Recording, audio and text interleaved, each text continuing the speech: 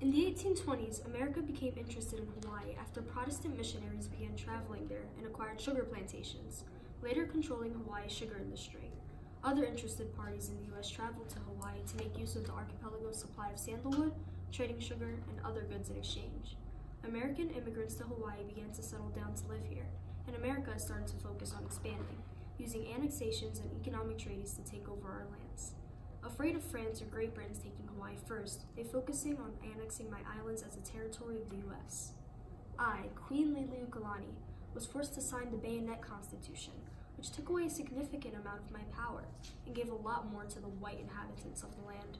I am afraid that in my government's weakened state, either an outside power or the rebellious sugar planters will be able to take me over if I don't act soon. Britain, France, and the U.S. have their eyes on your empire, and they will surely come and try to take it for themselves. Not to mention the fact that Sanford B. Dole is thinking of rebelling and starting a coup against you. You need to do something, Your Highness, and luckily, I have a few suggestions in mind for you. One suggestion I have is take advantage of your location for militaristic purposes. Countries that have had the most success in this cutthroat world have recognized what advantages their areas give them and made sure to play to those advantages. You lie directly in the middle of the North Pacific Ocean, which is an enormous advantage for militarizing and positioning. It is one of the main reasons that countries would like to control you. Now, if you succeed in weaponizing your country, you may be able to rise to the ranks of that of Japan. They are a perfect example of what you might become. If you fail, though, much destruction may occur as a result of your fight.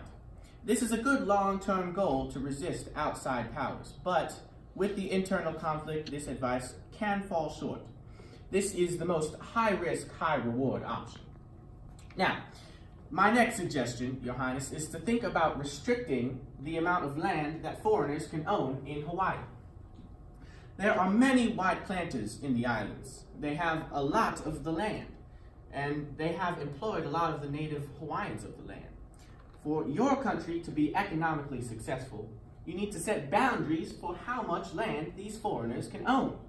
This way, your native people will be guaranteed land with which they can both live on and farm on. One potential risk in this is that the U.S. may be driven to take military action if you take land from their people. The decision you would need to make here is whether it is worth it to bring wealth to your people, but risk creating a much greater conflict in the U.S. Now, lastly, I suggest you gain the recognition and allyship of a great power. As you know, Britain, France, and the United States are all interested in colonizing your country. But if you make an alliance with a different country, say Germany over there, you could gain much of their political military influence. Europe views the efforts of colonization as a game of sorts, and none of the great powers are on their side. The other countries see Britain and France as enemies, and may take up an opportunity to decrease their foes' strength. If other countries can stop your invaders from taking a colony that they wanted, it would set their opponents back in the race. To the Germans or the Dutch, your island is a prime location for an allied country or protectorate. They want to continue their influence among a chain of islands near Japan, you see. Be persuasive in your efforts, as great powers may not listen to a small country like Hawaii, and be cautious as they may decide to turn on you and try to take you over. But with all these things in mind, that's about all I've got for you. And you can decide what you'd like to do. Thank you. You may be dismissed.